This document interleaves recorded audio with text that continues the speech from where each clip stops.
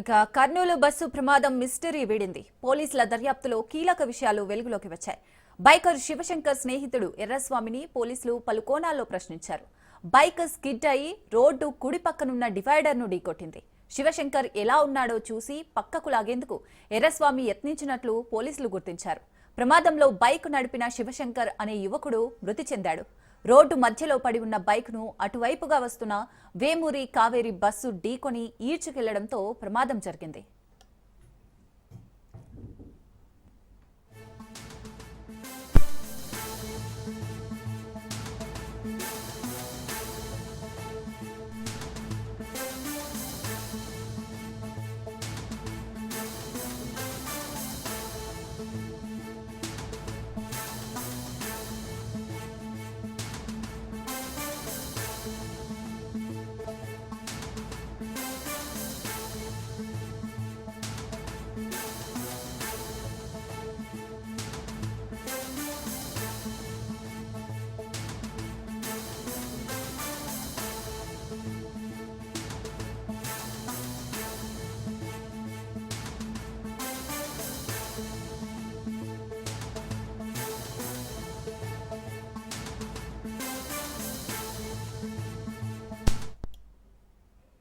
Kurnool bus ప్రమాదం mystery వీడింది. పోలీసుల దర్యాప్తులో కీలక విషయాలు వెలుగులోకి వచ్చాయి.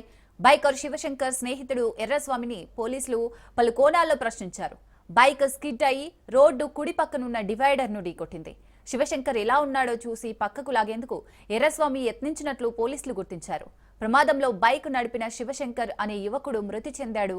రోడ్డు మధ్యలో పడి ఉన్న బైక్ను అటువైపుగా వస్తున్న వేమూరి కావేరి బస్సు ఢీకొని ఈడ్చుకెళ్లడంతో ప్రమాదం జరిగింది.